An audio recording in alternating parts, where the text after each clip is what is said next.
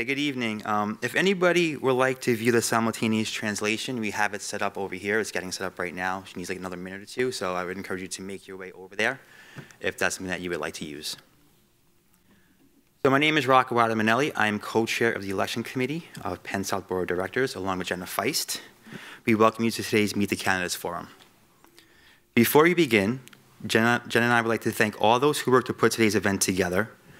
Education Director Mario Mazzoni. Mario, a little wave.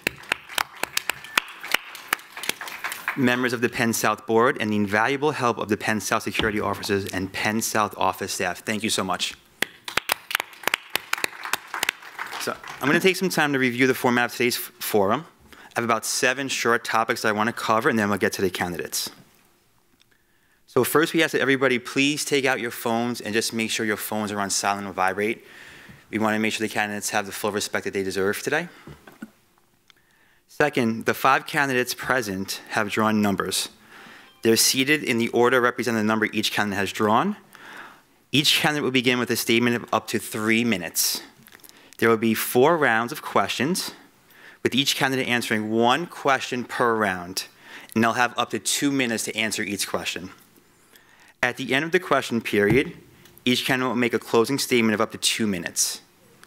So just to repeat that, we have a 3-minute opening statement.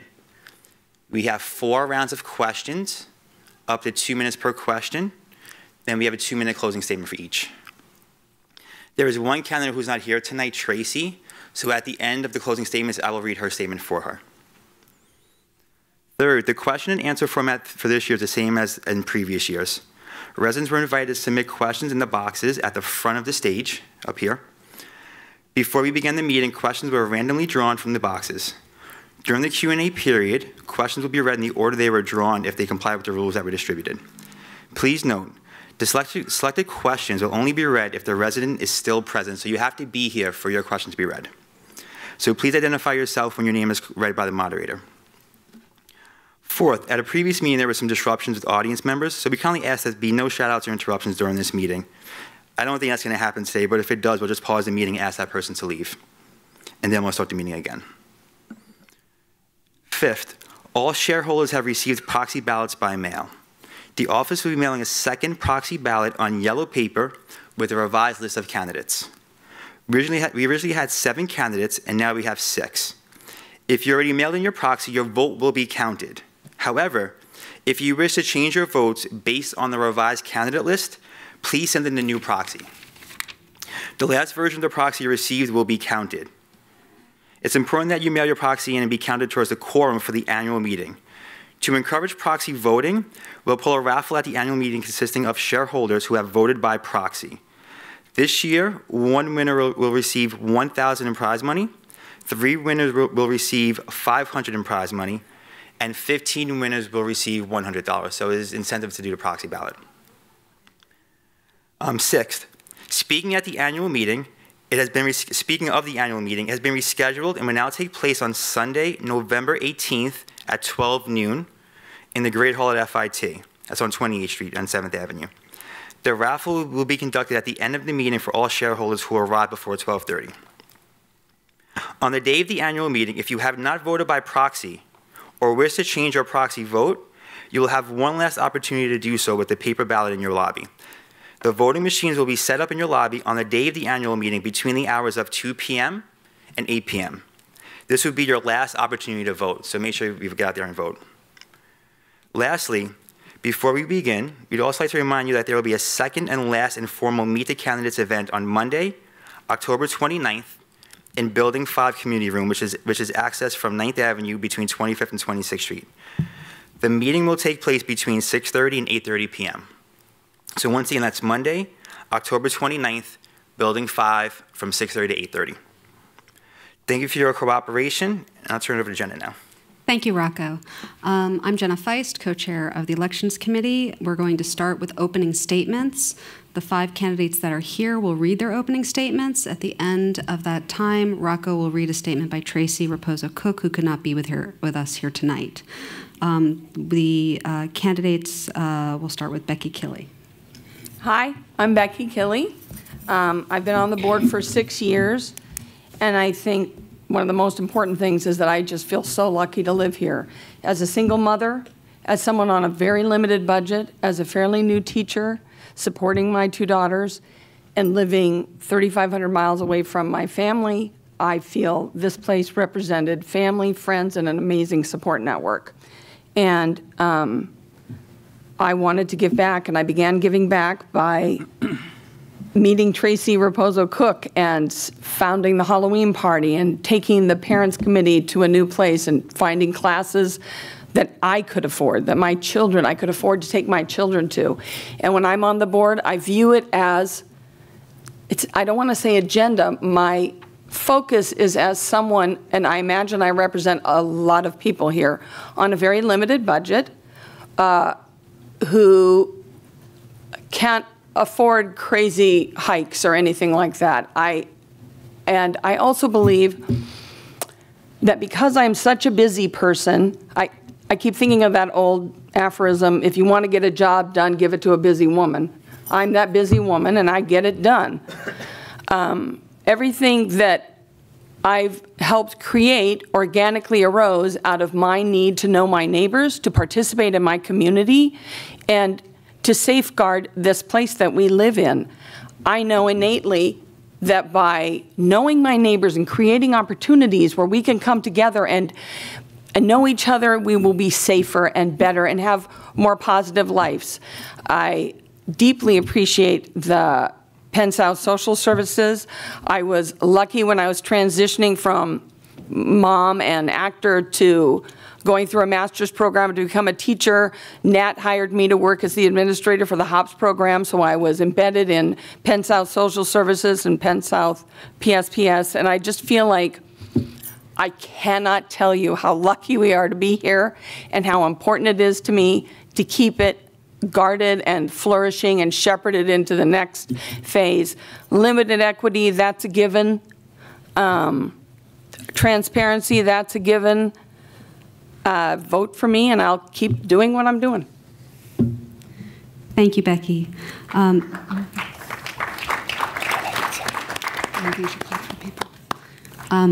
The next candidate will be Martin DeCat.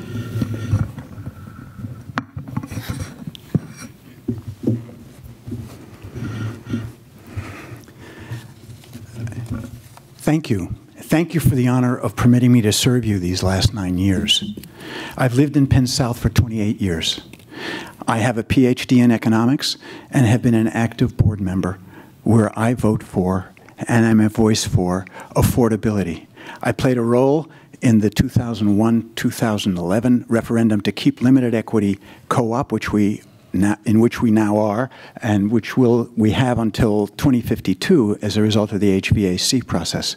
Now I commit myself to keeping it affordable.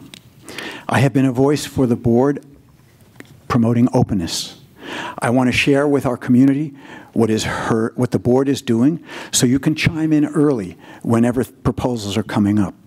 I continue to work on maintaining and building an active coalition of shareholders who are proud of our development and concerned about its future direction. I continue to work with cooperators like those who have formed LEAPS, Limited Equity and Affordability at Penn South, expressing their pleasure and concerns about board actions.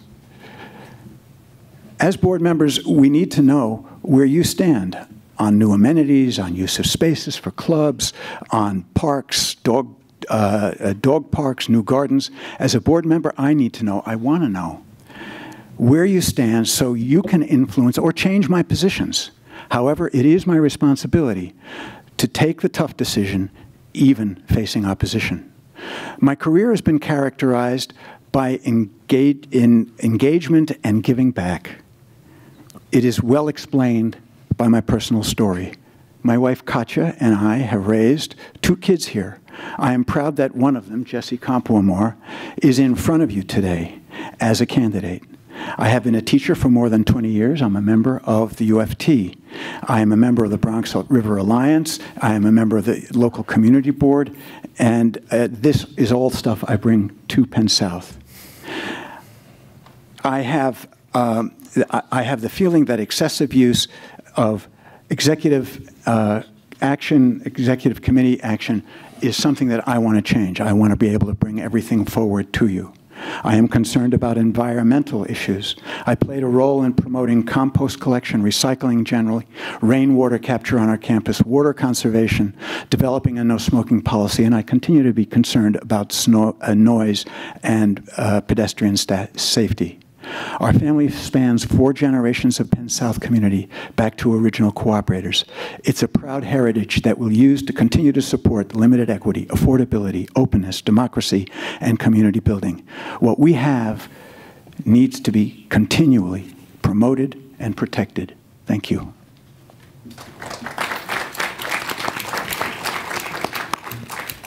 Thank you. The next candidate will be Morris Benjamin. Good evening, everyone. Thank you for coming.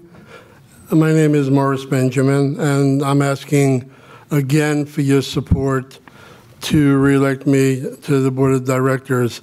It's amazing when I think about it that this is the 10th time that I'm doing this, which means I've been on the board for 27 years. And I was the board president for 11 years, stepping down last year. Time really goes quickly when you're having fun. I was a teacher for 38 years and an administrator. I was a member of the UFT, United Federation of Teachers, Council of Supervisors and Administrators, CSA. I was very active in both unions. I did a lot of crisis intervention. I worked with special ed kids. And I think I was actually a pretty good administrator, and retired after 38 years. I lived in Penn South for over 33 years. I raised my 3 children here. My oldest son, Daniel, was lucky enough to be in the lottery and got his own 1-bedroom apartment. My son, John, lives with me in my apartment because he didn't get lucky and get on the lottery, which we probably will open in a year or so, hopefully. The Penn South is, as you all know, a very desirable place to live. And as a board member, we do try to keep it that way for everyone. We have a pretty good board that works really hard. When I was president, I negotiated with the board and management our contract with HPD that goes to 2052, which assures until 2052 affordable maintenance and affordable taxes. Without that, we probably would have double our maintenance right now just to pay taxes. Our contract with HUD also goes to 2052, and that's a good thing. Our mortgage was refinanced, again, for 35 years at a really great rate, at 3.23%, which, as you all know, mortgage rates go up. We had to push, as a board, very hard to do this, to get it through before the current president got into office, and we just made it. Otherwise, we'd still probably be trying to negotiate with HUD. When you look around, our grounds are beautiful, our parks are beautiful. It didn't just happen. I mean, we have redone our parks. We continue to look at them for safety and aesthetics. What was that? You're 3 Time. minutes. What? You're out of time. You're out of time. Okay. Just finish up. So I will continue later, but thank you. And again, I ask for your support in re-election. Thank you. And just a reminder to the candidates, there's a clock right here that you can take a look at. The next candidate is Robert Sikorski. Hi, my name, well, it's Robert Sikorski, but nobody calls me that. It's Bob. So if you ever see me, everybody knows me, it's Bob Sikorski. The only person that ever called me Robert was my mother when something was going wrong, and I hear, Robert. Okay. But I've been on the board 15 years, and it's been an interesting 15 years, a lot of struggling, keeping everything flowing well. Everybody's pretty much said that, and but it's true. And it's always an interesting struggle because nothing just happens. We all know what we want to do. We all know we want to keep Penn South affordable. We all know we want to keep it a good place to live. We all know we want to take care of any advances that come that will help Penn South to do any major repairs that are required most efficiently to get the best financing. It isn't any one of us that does it. It's all of us that does it as a group. So sometimes we may, be upset with one another. I got to tell you, we are. You just don't. It's the minutes you get. If you could see them like a videotape, you'd see some yelling and screaming, but you don't get to do that. But we do find ways to make Penn South work and to work together, and to forget about our differences and to act in a very positive way. Now, we know all about the good things about Penn South, but let's talk about things that are coming up. Everybody knows that sooner or later, we're going to have to pay attention to working on the electrical system. Sooner or later, we've been doing bathroom plumbing in fits and starts on an emergency basis, and we have to see if we're going to continue doing that or if we want to take something more serious and make it a major issue, although I doubt it because we've done so much in fits and starts. The next thing we have to take is look at the piping for gas, and that's an issue we may have to take care of in the near future, in the next few years before it becomes a crisis. But those are the normal things you expect the board to do, to pay attention to all these things that have to be done. But there are other things. And one thing that's come up, and one of the other candidates mentioned it too, is the openness of the board. And that there may be too many closed meetings in executive session where sometimes you have to have them because when you're talking about negotiating leases with tenants, we can't do that. We're talking about personal disputes between two tenants that somehow come before the board. That has to be protected. So there are little things like this, but I think more and more we have to get away from these closed executive meetings to make things more transparent, more open for the board. I don't see the advantage in not doing that, and I think all cooperators need to know what's going on, and I'm for liberalizing that policy, and I think that's important. I'm finished? Yep. Oh, well, these glasses are for close, so I can't see that. That's what happens when you get older, Thank you. Thank you. The next candidate will be Jesse Campoamor. Good evening. Hello to all the candidates on the stage and everybody in the crowd. Thank you so much for coming out tonight. My name is Jesse Smith Campoamor. I live in Building 8B, apartment 14J. I feel, really lucky to have lived here my whole life, to have grown up here, and now to raise a son here in this community. I'm running to preserve the kind of community that I grew up in, one where I could plant sunflower seeds and sunflower plants in the Jeff Dulé garden, or participate in the Halloween contest in front of the garden, play in the toddler room or the teenage room. Those are some of the memories that I've had growing up, playing with Dan Benjamin, Morris's son, growing up here. Those are some of the amazing memories that I have. I think what's interesting is folks on the stage refer to affordability and limited equity. That's something that is locked in until 2052. So what does affordability mean in our community? I think an important question that all of us need to be able to answer and provide to you are, what are the ways that we are going to commit to preserve affordability in our neighborhood? For me, affordability is about shopping in our stores and being able to afford the food in the grocery stores that we shop in, being able to find the place in one of our commercial tenants we can get a $10 meal. For me, affordability and preventing our equity and the prices of our maintenance from going up is making sure that as a board we are spending responsibly, that we're keeping legal fees at a responsible level, that we're not proposing for improvements in the development that would be considered luxury, such as rooftop decks and other amenities. I believe that I bring a unique set of skills and experiences to this to make me a qualified candidate for the board. I was an organizer, a union organizer for 1199 SCIU, where I developed and executed member engagement programs. I ran a campaign for a congressional race where I managed a budget of $1.2 million and managed a staff of over 20 personnel. And I served as director of a community affairs unit for our comptroller, Scott Stringer, where I represented the comptroller in public meetings and worked with city agencies and our stakeholders on dealing with complex issues for the city. Some of the issues that are important to me, and the issues keeps coming up, is transparency. I think as shareholders, you guys have a right to know what the deliberation process is of our board members. It helps you make decisions on the kind of people that you want to represent you. And I think because executive session has been used a little too much, it's deprived you of that right. I think I remember there was a time where community members were able to join in committee meetings, and that no longer is available to you.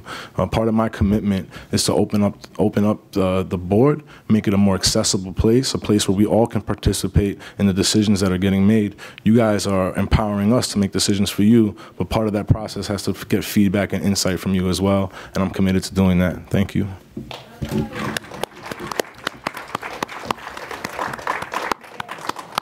Thank you. As mentioned, Tracy Riposo-Cook couldn't be with us tonight, and so Rocco is going to read a statement for her.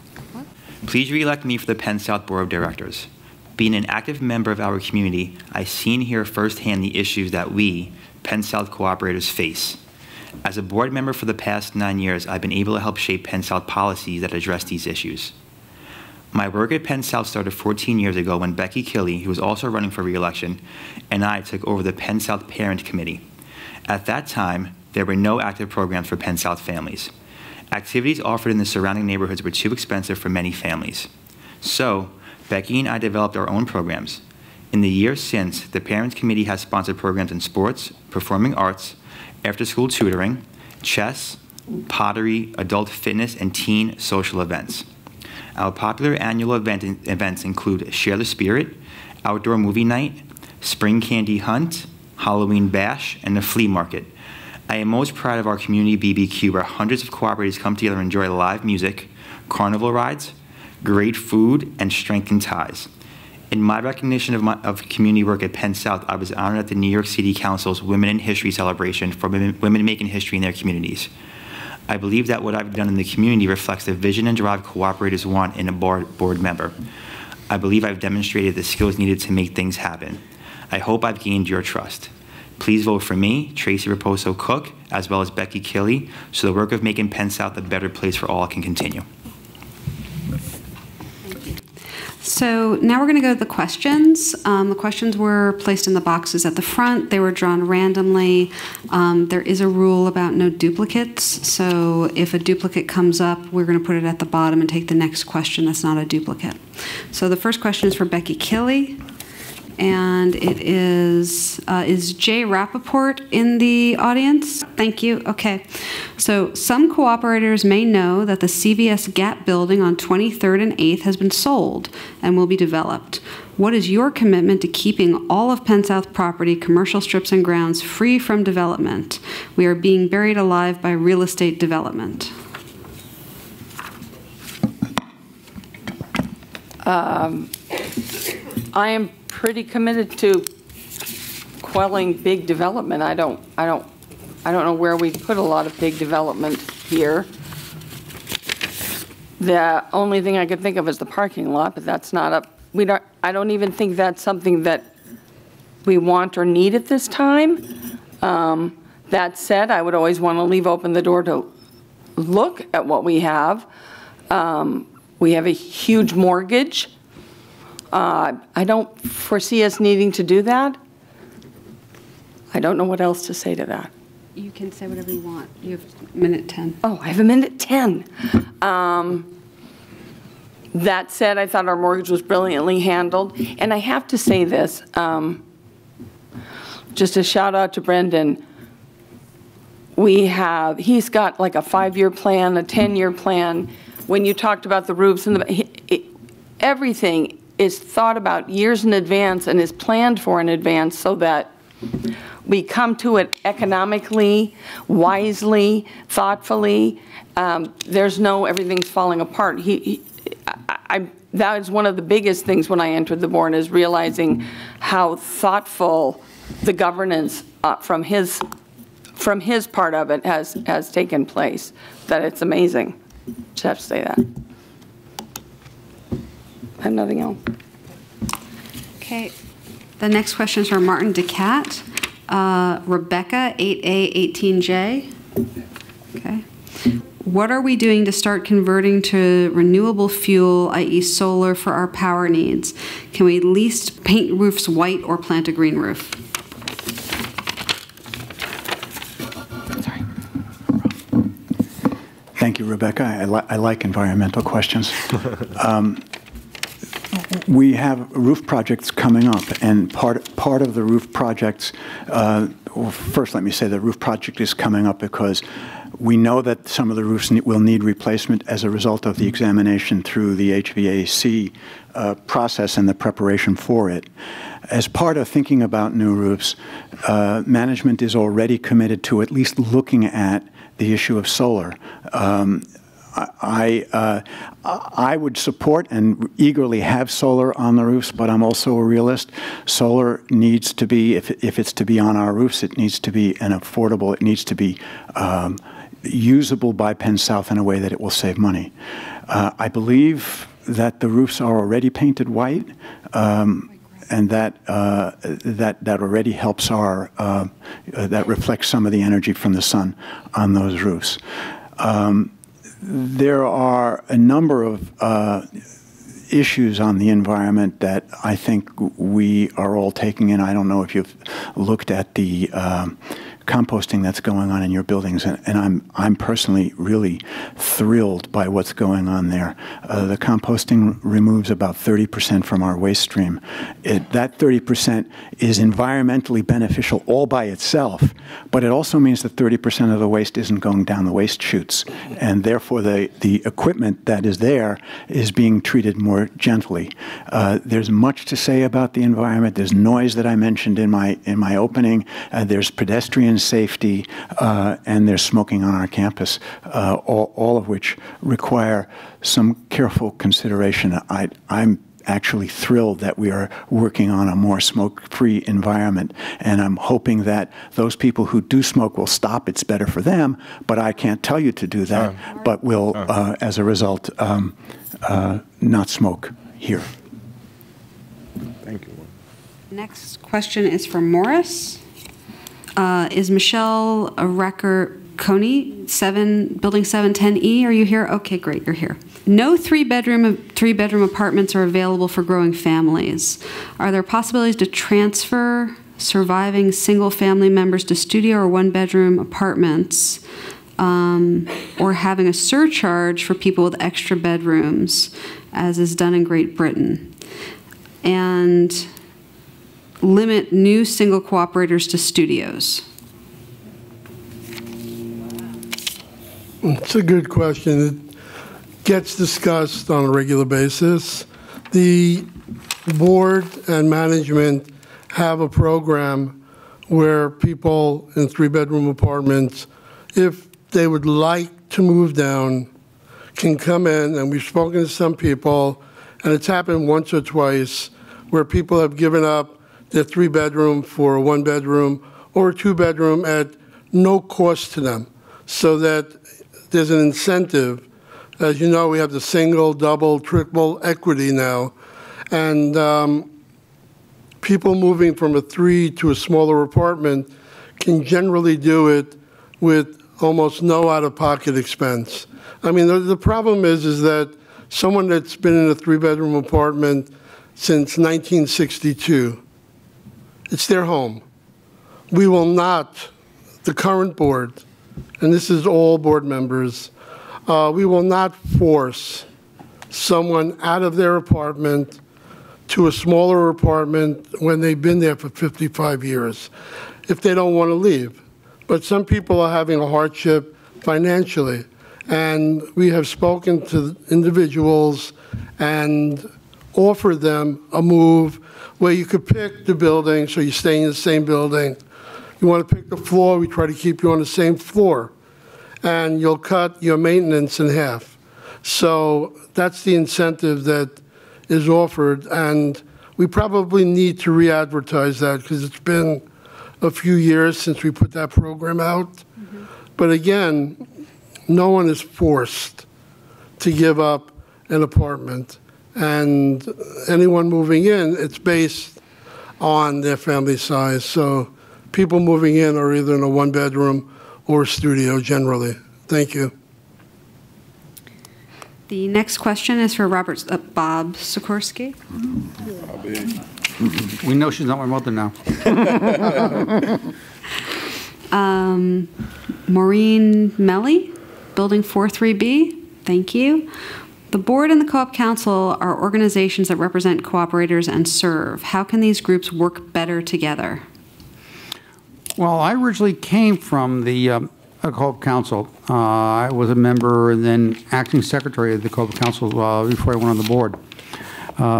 It sort of gave me my primer as to what Penn South was like and what to expect on the board. But I think that the co-op council has a lot, maybe it's my prejudice because I work there and I'm always saying this, they have a lot to offer to the board.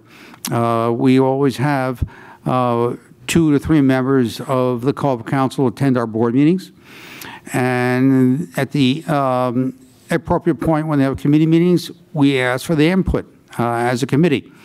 I think the co-op council is a very good sounding board to give the people on the board an idea of what the cooperatives are feeling, what they want. And we may agree, we may not agree, it may not be the best idea, but or it may be a wonderful idea. But I like their input, and I think it's a good thing. Now I have a couple of seconds left.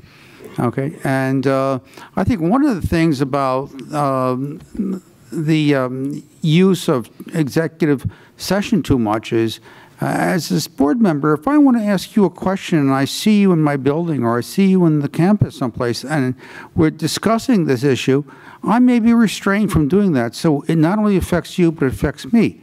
Because I, as a board member, want to be able to talk to you freely about most issues, except prescribed issues, and get your input for that. I need to know those things.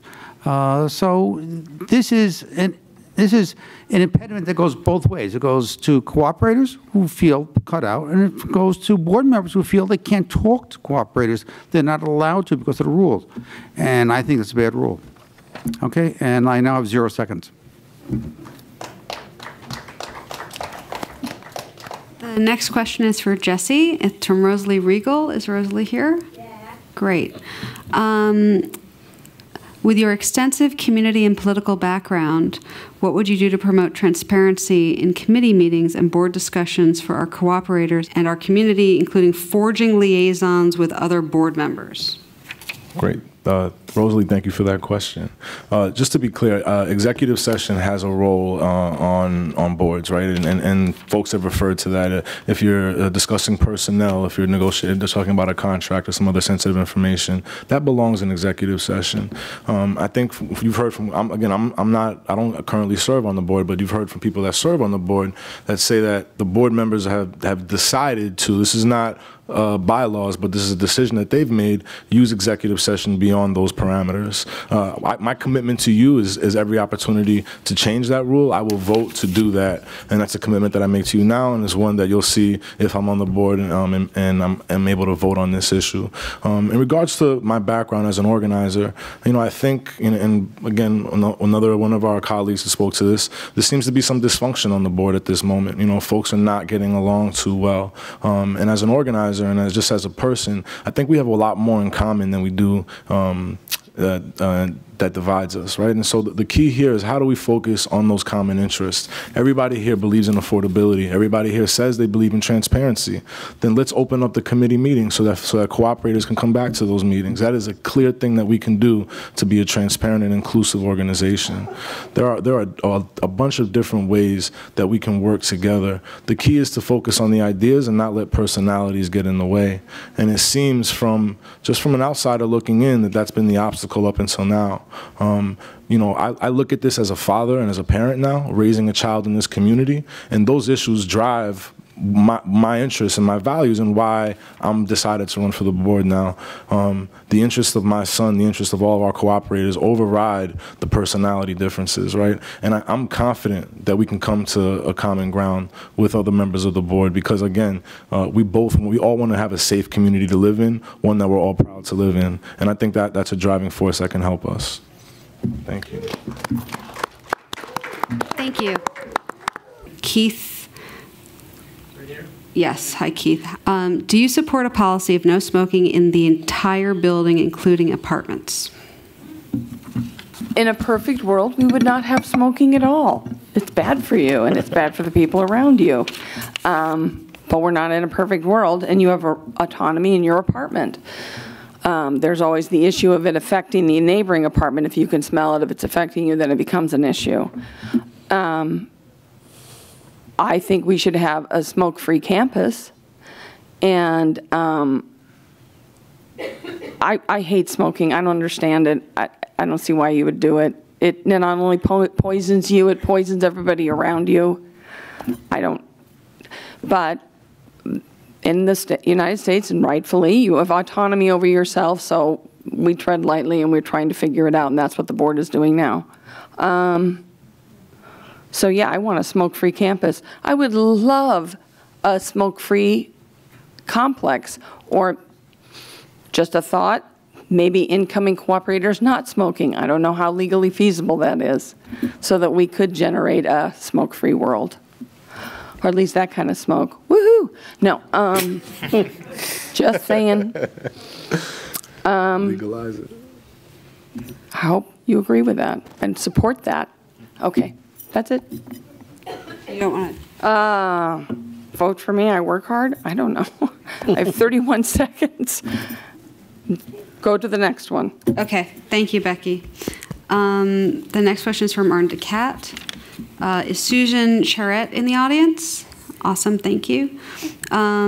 How would you get management to take action and address noise by neighbors who scrape furniture, walkers, and other hard objects on bare floors after 10 p.m., who allow unregistered people to reside in apartments, and who have home health aides who are unsupervised and disregard house rules or New York City housing code laws after 10 p.m.? Unregistered could mean health attendants, or it could mean... I think it means not on the affidavit. The affidavit, the income affidavit. Noise is a really terrible issue, and it's a very hard one for management. Has been around that pole a number of times, and I presume by your question that you're one of the people that it has been around. Encouraging your neighbor, whether it's above or next to you, well, above is easier. You encourage them to put on rugs, but I've heard of situations where the upstairs tenant refuses to do that, and that's not the cooperative way, and we are cooperative. I don't know that noise simply would lead to a person's eviction. I don't think that's possible. I do think that as much intervention by both management and neighbors are necessary in order to encourage people to respect each other. We live in 21-story buildings. We are on top of it and next to each other. And when I hear a story like yours about a person having a noisy neighbor, I want to work with you. Each situation is different, so I can't, and I won't make a general statement, but I am open to having that discussion and helping you figure out, along with management, how to overcome that. Unregistered folks, you know, that's another. If that's an unregistered folk, like a person who's renting or using the apartment instead of the tenant, then I believe that should lead to an eviction, and everything should be done to have that person evicted. If, as Jenna suggested, you meant an aide who's in the apartment, I think you don't mean an aide. You do mean somebody who's in an apartment illegally. In that case, it's up to not the board. It's up to management to find out. Time's up, Marty. To confirm that and get that person out of there. Thank you. The next question is from Morris Benjamin. Is Shyama Hi, thank you. Can cooperators access minutes of committee meetings regarding the use of community rooms? Can these minutes be accessed at the website in the future? Well, I can't ask you the question, but community rooms are available to any cooperator. I mean, you just have to go to the office and request the use of a community room. Depending on the purpose that you need, there are different fees charged for that use. If you wanted to rent a community room to have a party, birthday party, it's a set fee. If you want to rent a room to have a meeting, depending on the type of meeting, if it's a community type meeting, the fees are really low. Sometimes there's no charge for the use of a community room when it's a certain purpose type meeting. So, but all of that information is available in the office or on the website. You know, pennsouth.coop has all of that. It also has the application to rent the fee and to rent a room, what the fees are, and the deposits which you get back if you leave the room in the condition that you found it in. So I think community room usage is pretty easy.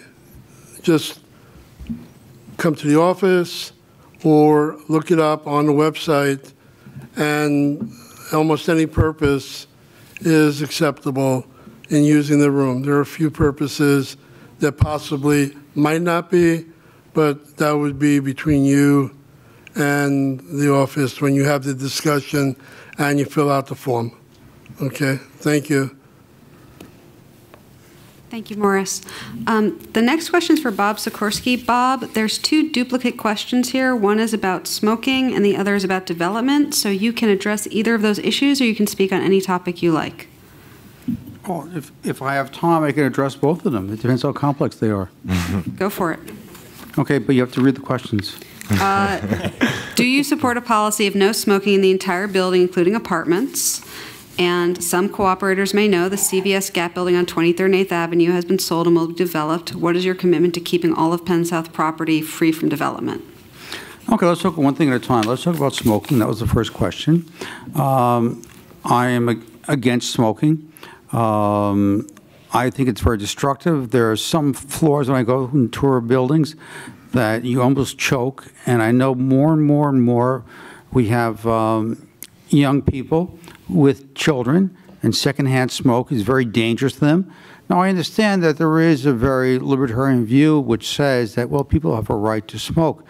And while I think smoking is a bad idea, I can't say they don't have a right to smoke. However, they don't have a right to allow that smoke to go into the common hallways and to go into places where children are playing. And so there has to be a constraint on that. And we've had discussions on the board about this, and one of the problems is detecting that if somebody's allowing smoke to escape from their apartment and inundate the hallways, how are they doing it? How can we prove it? How can we do it in court? And that becomes a real question. But I have to tell you that sometimes I'm on an elevator and the door opens up. I know it's a very heavily smoked floor, and thank God mine is not.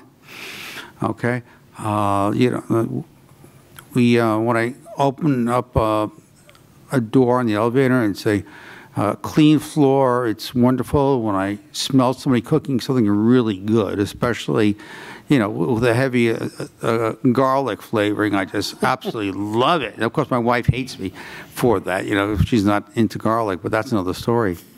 Now, we also talked about development, and so let's talk about that. You only have 10 seconds, Bob. You have 10 seconds. Say again? You have 10 seconds. I have 7 seconds. 6. The only development I'm interested in Penn South is to somehow find a way to create more affordable housing here.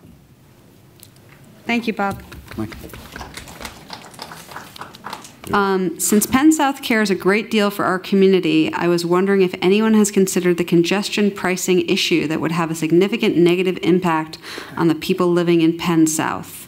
So Jesse, could you answer? I think this city is and major metropolitan areas are tackling the issues of too many vehicles and pollution. If folks have read the recent reports out of the UN, there are major carbon footprints in major cities that we have to address. I have a son that will be 20 years old in 2040, and we'll be living in a very different world at that point. So that's a major concern to me. I'd like to talk about some other issues that have been addressed. The issue of development in our community. I think, and this is about process. I think what's important, and I remind you that there's a piece of property on 28th Street between 8th and 9th Avenue, closer to 9th Avenue, that the board sold a couple of years ago, and it was developed into an apartment building. No. No, wasn't it? No. Well, that was a piece of property that was right next to us. But point being is that I think any process, any decision that gets made has to be a participatory process. We have to start from a community-based planning process. We need to engage our residents, put the question to them, and see if we can find consensus on what responsible, if any development happens in our community, which I don't support luxury development. I feel very strongly about that, and any market rate housing as well. But that should be a question that we pose to community stakeholders, to our residents. Let them, let us come together to find sensible solutions. These are not models that don't exist anywhere. I mean, folks on the Lower East Side have demonstrated the ability to show it with the power of community-based planning, also in East Harlem as well. And so I think process is important. There was a time that I remember growing up where we had meetings in our buildings where cooperators were able to engage with our leadership on a face-to-face level. That's something that we can bring back. But these are all things that, as I've gotten older, I see less and less of. And my commitment to you is to bring these kind of things back so that we can have direct access to the folks that you've empowered to make decisions on your behalf. Thank you. Thank you. Becky, there are no additional questions for you, so you can speak on anything you'd like for 2 minutes. Well, I just wanted to qualify the real estate thing. I don't want to develop, but if it ever came to that, it would definitely have to be limited income housing or something that, for us, I don't foresee us doing that, but that I needed to put that out there. I don't know what else to address. I'm sorry. It's been a long teaching week. A lot of new students, and I teach students with severe and multiple disabilities, and it's a very physical job. I hope that you will read all of the bios and read them fully and make an educated decision. Thank you. Thank you. Marty, you also have 2 questions that were already asked, one about no smoking policies and one about development, so you can choose to answer those, or you can choose to speak on anything you'd like. Would you like me to read anything for you? Okay. Sorry. Hello, microphone. I've already talked about smoking, and I agree with what other speakers have said. The only thing I would add about no smoking is that if we're going to be humane, we're going to help people who are addicted to smoking in our development to get over that bad habit, and should not affect our lives. In terms of development, when I was hearing community-based conversations, I think that's a very important feature of anything that we would do if we develop anything. It needs to be that it will help Penn South and will help us with our maintenance. It'll offer us a significant amount of money, and that it will be part of a process that our entire community goes through to either accept or reject, and that's the only way that I would see any development on our campus as being possible. I heard a conversation a minute ago about our website and looking at getting information on the website. I'm switching to the third thing that I wanted to say something about. This guy over here, Mario Mazzoni, has done an absolutely amazing job in setting up a website that is still in process. You should take a look at it. He's open to suggestions. We are going to be able to do lots of things on that website that we have had to make phone calls before. Anybody who's computer literate is really going to enjoy that facility for us. And so, thank you, sir. That's a really great thing for us to have. Thank you. Thank you. The next question is for Morris. Ben Friedman, are you here? Great, thank you. Morris, as a member of the board, what do you see as the key issue, A, that you've devoted your energies to, or B, alternatively, that you'd like to focus your energies and skills on to benefit all cooperators? Please be very specific.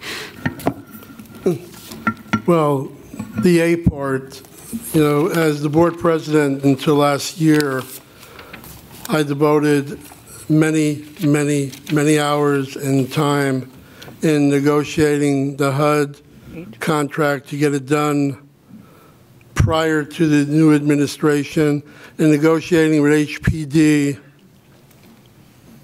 with management and feedback from the board to get the extension till 2052, and negotiating with banks to get a mortgage of 3.23% for 35 years, which is unheard of.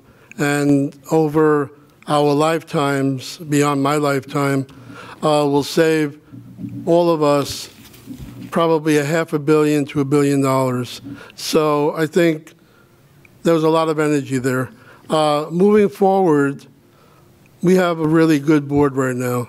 And yes, there's some petty stuff that goes on, but 99% of what we do as a board, we do together. And people hear about the 1% that goes on, and they probably shouldn't even hear that because it gets resolved. It gets worked out. It's like having a relationship. If you're married or you have a spouse or a partner, you disagree sometimes. You work it out, you kiss, and you make up, hopefully. And that's what the board is. Moving forward, we're going to be dealing with, as Bob had indicated, electrical. We're going to be dealing with plumbing. We probably will have to deal with window replacements. It's amazing, I've been on the board so long that the new windows are now the old windows. And we probably will do a better job with the next row of windows. Thank you. Thank you, Morris. Bob, there is no question for you, so you can speak on anything you'd like. Okay, maybe I'll just take off what Morris was talking about. And the one thing we can't forget about in the future is perhaps replacing all the gas lines in the buildings, building by building over a period of time so we don't have any crises in the future. And it's always better to do it on a planned way when there's no crisis. The thing we have to worry about is money. We only have so much money. And that becomes a problem. Now, our mortgage was fantastic. Before that, we had a balloon mortgage, which means after 10 years, you had to refinance it. Now we don't have that. We have what's called a self-amortizing mortgage, so it's good for its entire term. And it'll expire at the end of its term. So that eliminates any artificial crisis that would happen. So that's a good thing. But maybe I want to review what Morris said also about occasionally there's animosity with board members. You expect that. In fact, they're supposed to be, because everybody can't agree. If everybody agreed all the time, that would not be good. So there has to be a certain amount of give and take as long as board members can work together. And that's the big trick. And we have to accept that we should know about problems that arise, but we shouldn't force or exacerbate those problems and let them take their course and let the board members work them out as long as it's in the interest of the co-op. I think that brings us back to transparency in my being able to ask cooperators questions or them being able to ask me questions about what the board's doing, except for those sensitive issues. And that comes all the way back to transparency. And, okay, that's it. My time's up. Thank you. Jesse, your next question is kind of duplicative, but not really. So I'm going to read it and not skip to the next one. Thank you. So it's from Tito, and it's about just says transparency dash, and you already talked about transparency, but then it says, how do you feel about streaming the meetings of the board? Thank you for that question. I believe we should make it as easy as possible for you guys to get information about the decisions that we're making on the board. I want to comment on some of the back and forth between some of the other candidates on the stage. The suggestion that this is some type of teenage relationship, that we're figuring it out, is actually, I think, is bothersome to me, right? I think understand this is a corporation, a $46 million housing development corporation. We have a fiduciary responsibility to you as shareholders of this corporation. Our responsibility is to focus on the business of this organization and to serve you in that matter. We're here to serve you, not to work on little personality differences. And if that's the challenges that we're having, then quite frankly, it's incumbent on you to find people that know how to handle that responsibility and do it in a professional fashion. And I'm not suggesting anybody here is not doing that, but I just think that it's part of what you should be thinking about as you make your decision on who you vote for. I'd like to talk a little bit about some of the issues that I've been hearing from cooperators as I've been talking to folks in our community. And I can talk this from a personal perspective. My wife and I had a one-bedroom apartment. We were one equity. When we had our child, we had to go to a two-bedroom for a new unit. I mean, a new room for our son. And the process of transferring over was a very burdensome process. And for other cooperators that expressed that to me, the financial burden that exists there is really cumbersome. We need to find other financial institutions, other products that can assist us in that effort. Because as I've talked to other cooperators, the process of paying 2 rents, getting a loan at 6%, 7%, a bridge loan at 10+%, right? These are things that are burdensome on our cooperators, and our duty is to make things easy for you in this process, not harder. And as somebody that went through it, and somebody that's talked to other cooperators that have gone through that process, part of what I'm committed to is to finding institutions and finding other options to make that process easier for you. Thank you. Thank you. So that's going to conclude our question portion, and now we're going to go to closing statements, and we're going to do it in the opposite order as the opening statements. So the first statement is by Jesse. 2 minutes? Oh, great. Thank you very much for this lively conversation. I've truly enjoyed it. You know, I come to this space, as I said, as an organizer. I believe in the process of engaging community stakeholders. So I ask you for your vote. You know, if you believe in an open engagement process, if you believe that you guys should have more of a voice in how decisions get made in our process, please vote for me. I believe in preserving affordability in our community. Affordability means not shopping in a store where eggs cost $7. It means that as board members, renegotiating leases with operators that will give us quality products at an affordable price. Vote for me if you believe in that. I am a father raising a son in this community. I believe in safety. I think we have a stellar staff that's doing a phenomenal job. I know folks are concerned about some people that come into our community and sit on our benches. I think it's important that we remain an open community, but that everybody conduct themselves in an honorable and appropriate way. And so, you know, continuing, I'm proud of the fact that we have one of the biggest green spaces in our community other than Central Park. That's a beautiful thing, and I want to preserve that. You know, in terms of my own role, I see myself as a convener. I see myself as somebody that can bring people together to find common issues that we care about and common solutions.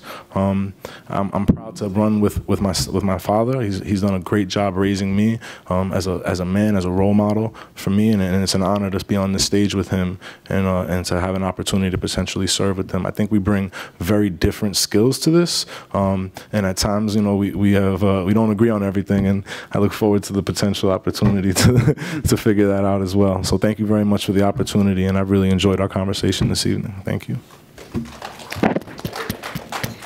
Thank you. The next closing statement will be by Bob Sikorski. Well, I just want to just address a comment about, there is a certain amount of conflict on the board, but the conflict on the board to the larger degree is how to do the best job and what is the better thing to do, what's more efficient to do, what's more cost productive to do, what's better for the cooperators, what helps people. And people can have different views on that and get very, very riled up about, no, my idea is better, and I'm going to tell you why, and they feel very strongly.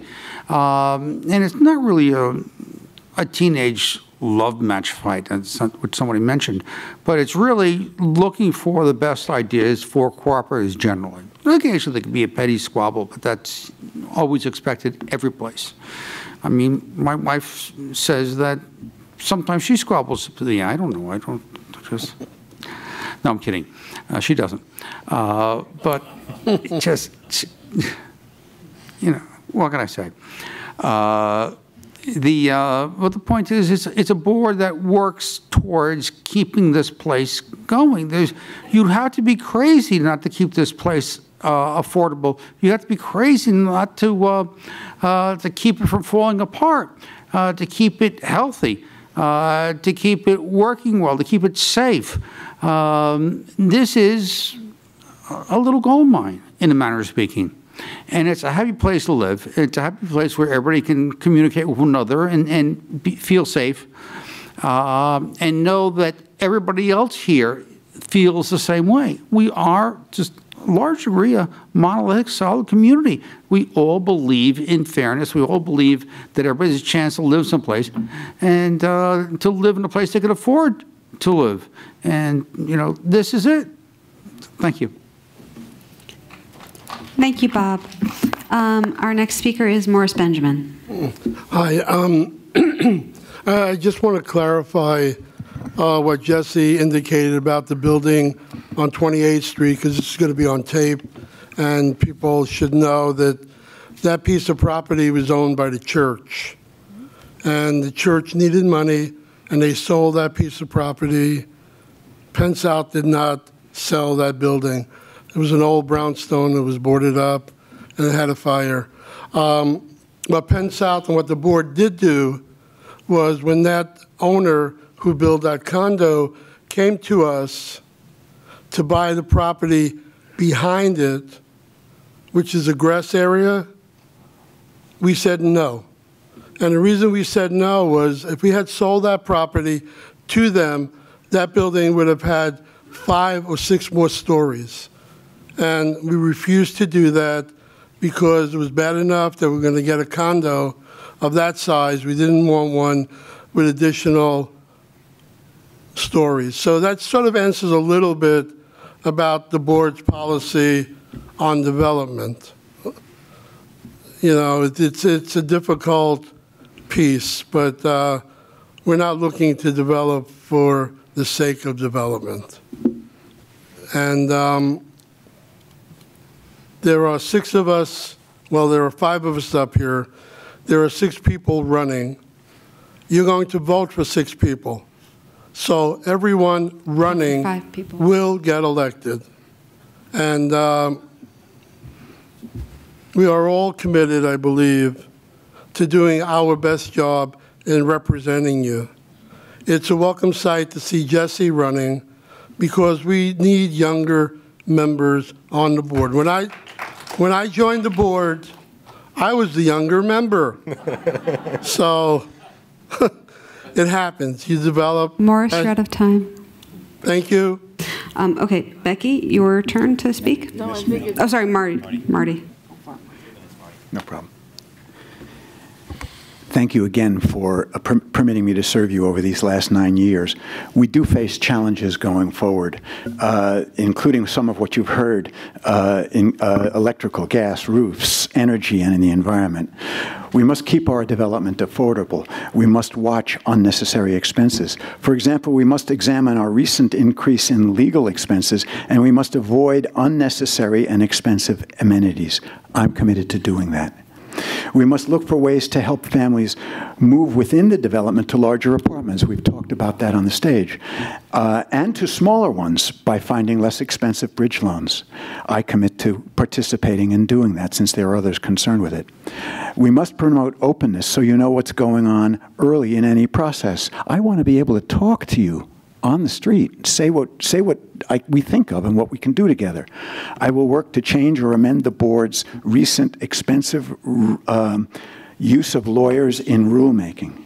I pledge to continue looking for ways to improve our community, both on campus and in our wider community, noise, pedestrians, environment. I want to further work to creating an active, vibrant Penn South community.